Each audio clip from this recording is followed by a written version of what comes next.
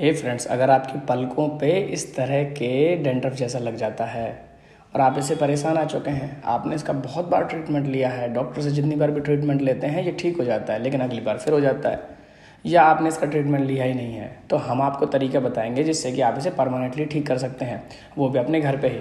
लेकिन आपको कुछ छोटी छोटी चीज़ें याद रखनी होंगी। तो वीडियो को अंत तक देखिए, चैनल को सब्सक्राइब कर दीजिए और नोटिफिकेशन बेल को दबा दीजिए ताकि इसी तरह की वीडियोज़ आप तक मिलती रहें। मैं हूँ आपका होस्ट लोकेश दीक्षित और आप देख रहे हैं डजंट गेट आउट।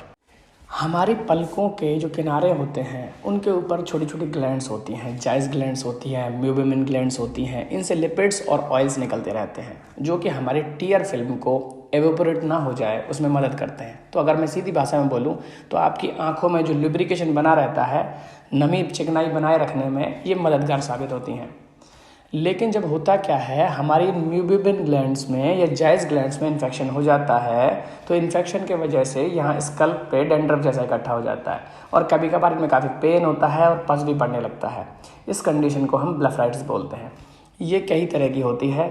कभी कभार ये बैक्टीरिया की वजह से होती है जिसे हम बैक्टीरियल ब्लेफराइटिस बोलते हैं, तो कभी ये सीबोरिक होती है, अल्सरेटिव भी हो जाती है और पैरासाइटिक भी होती है।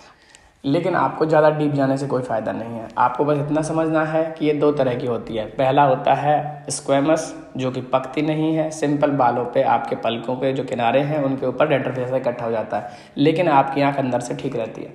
दूसरी होती है अल्सरेटिव, जिसमें होता क्या है, इन्फेक्शन जो आपकी आंख के अंदर तक भी पहुंच जाता है, आपकी आंख अंदर से भी लाल होने लगती है और उसमें छोटे छोटे घाव भी बन जाते हैं।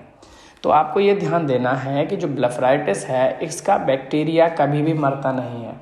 आप कोई भी ट्रीटमेंट लेके ब्लेफराइटिस को हमेशा के लिए ख़त्म नहीं कर सकते, क्योंकि आप इसके बैक्टीरिया को हमेशा के लिए नहीं मार सकते। दूसरा, जो ये ग्लैंड्स होती हैं वो तो हमेशा ही लिपिड्स ऑयल्स को निकालती रहेंगी।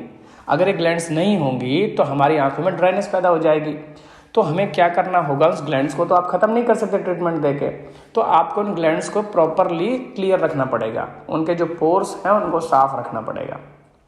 तो हमें करना क्या होता है, अगर हमारी आंखों में स्क्वेमस ब्लेफराइटिस है, सिर्फ हमारी पलकों के किनारों पे डेंड्रफ जैसा इकट्ठा हो गया है, तो हमें करना क्या है, नहाते समय 2-4-10 मिनट तो हर बंदे को नहाने में लगते ही हैं।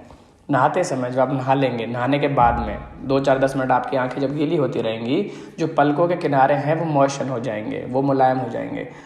आपको एक बेबी शैम्पू लेना है। बेबी शैम्पू के अंदर उंगली से अच्छे से झाग बनाने हैं। एक आपको कपड़ा लेना है कॉटन का, उसमें वो झाग लगा के आँख जो है आपको ऐसे बंद करके पलक के किनारे को ऐसे इस तरह से खींच के और पलक के किनारे पे उसे रगड़ के हल्के हल्के हाथ से आराम से साफ़ करना है। आपको उसे इतनी ज़ोर से नहीं रगड़ना कि उसमें से खून निकल आए।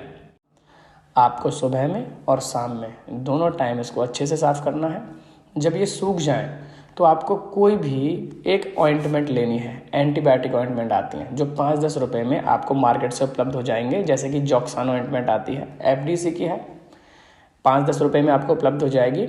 आपको ये पलकों के किनारों पे आराम से रगड़ के मालिश करनी है, बिल्कुल पानी की तरह। आप जितना कम ऑइंटमेंट लेंगे आपको उतना ज़्यादा रिलीफ महसूस होगा।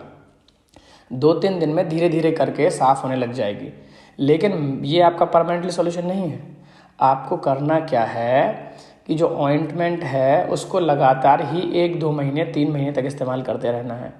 होगा क्या, आपके जो पलकों पे बैक्टीरिया होता है वो मरता तो है नहीं, इसलिए वो जब आप ऑइंटमेंट से साफ़ करना बंद कर देते हैं वो दोबारा हो जाता है। आपको क्या करना है, उसे डेली रगड़ के साफ़ करने हैं। मैं उदाहरण के तौर पे बताता हूँ। मान लीजिए आपके पलक पे जो बैक्टीरिया हैं वो 100 की संख्या में है।